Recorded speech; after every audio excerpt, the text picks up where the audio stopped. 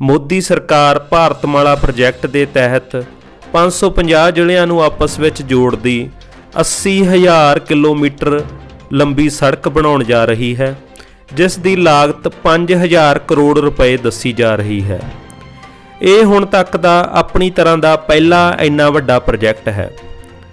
ਇਸ ਅਧੀਨ ਗੁਜਰਾਤ, ਰਾਜਸਥਾਨ, ਪੰਜਾਬ, ਹਰਿਆਣਾ ਤੋਂ ਹੁੰਦੇ ਹੋਏ ਹਿਮਾਲਿਆ ਨਾਲ ਲੱਗਦੇ ਰਾਜ ਜੰਮੂ ਕਸ਼ਮੀਰ, ਹਿਮਾਚਲ ਪ੍ਰਦੇਸ਼ ਅਤੇ ਉੱਤਰਾਖੰਡ ਤੋਂ ਲੰਘਦਿਆਂ ਉੱਤਰ ਪ੍ਰਦੇਸ਼, ਬਿਹਾਰ ਦੇ ਤਰਾਈ ਇਲਾਕੇ ਥਾਣੀ, ਪੱਛਮੀ ਬੰਗਾਲ, ਸਿੱਕਮ, ਅਰੁਣਾਚਲ ਪ੍ਰਦੇਸ਼, ਅਸਾਮ ਨੂੰ ਇੰਡੋ ਬਰਮਾ ਬਾਰਡਰ ਤੇ ਮਣੀਪੁਰਮ ਅਤੇ ਮਿਜ਼ੋਰਮ ਨਾਲ ਅਨੇਕਾਂ ਐਕਸਪ੍ਰੈਸਵੇ ਦੁਆਰਾ ਜੋੜਿਆ ਜਾਵੇਗਾ। ਜਾਣੀ ਕਿ ਉੱਤਰੀ ਭਾਰਤ ਅਤੇ ਇੱਧਰਲੇ ਸੀਮਾਵਰਤੀ ਇਲਾਕੇ ਇਸ ਪ੍ਰੋਜੈਕਟ ਵਿੱਚ ਬੁਣੇ ਜਾਣਗੇ।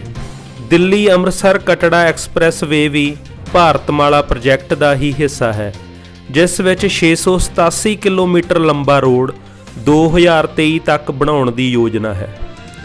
ਇਹ ਰਸਤਾ ਦਿੱਲੀ ਤੋਂ ਅੰਮ੍ਰਿਤਸਰ ਅਤੇ ਸ਼ਰਧਾਲੂਆਂ ਲਈ ਵੈਸ਼ਨੋ ਦੇਵੀ ਤੱਕ ਦੀ ਦੂਰੀ ਨੂੰ ਕਾਫੀ ਘਟਾ ਦੇਵੇਗਾ, ਜਿਸ ਕਾਰਨ ਅਗਲੀਆਂ ਲੋਕ ਸਭਾ ਚੋਣਾਂ ਤੱਕ ਇਸ ਪ੍ਰੋਜੈਕਟ ਦੀ ਭਾਜਪਾ ਦੇ ਸਿਆਸੀ ਮੰਤਵਾਂ ਵਿੱਚ ਖਾਸ ਥਾਂ ਰਹੇਗੀ।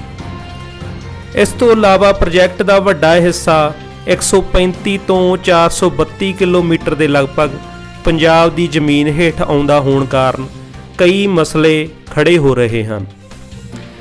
ਵਾਤਾਵਰਨ ਪ੍ਰੇਮੀਆਂ ਦਾ ਕਹਿਣਾ ਹੈ ਕਿ ਪੰਜਾਬ ਵਿੱਚ ਜੰਗਲਾਂ ਹੇਠ 3% ਰਕਬਾ ਹੈ, ਜੋ ਕਿ ਪਹਿਲਾਂ ਹੀ ਲੋੜ ਤੋਂ 10 ਗੁਣਾ ਘੱਟ ਹੈ, ਅਤੇ ਨਵਾਂ ਬਣ ਰਿਹਾ ਰੋਡ ਬਿਆਸ ਦਰਿਆ ਜਿਹੇ ਕੁਦਰਤੀ ਸਥਾਨਾਂ ਵਿੱਚੋਂ ਦੀ ਲੰਘਦਾ ਹੋਣ ਕਰਕੇ ਪੰਜਾਬ ਦੇ ਪੌਣ ਪਾਣੀ ਨੂੰ ਵੱਡੀ ਸੱਟ ਮਾਰੇਗਾ।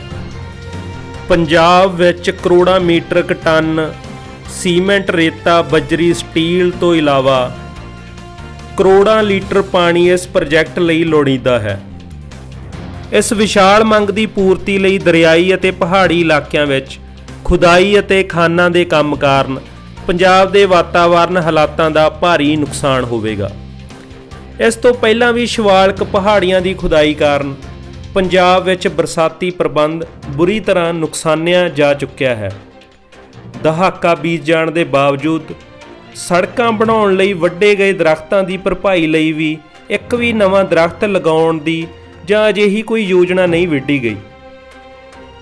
ਦੂਜੇ ਪਾਸੇ ਜਿਨ੍ਹਾਂ ਕਿਸਾਨਾਂ ਦੀਆਂ ਜ਼ਮੀਨਾਂ ਇਸ ਪ੍ਰੋਜੈਕਟ ਅਧੀਨ ਅਕਵਾਇਰ ਕੀਤੀਆਂ ਜਾ ਰਹੀਆਂ ਹਨ, ਉਹ ਵੀ ਬਣਦਾ ਹਰਜਾਨਾ ਨਾ ਮਿਲਣ ਕਾਰਨ NHAI ਵਿਰੁੱਧ ਧਰਨੇ ਲਾ ਰਹੇ ਹਨ।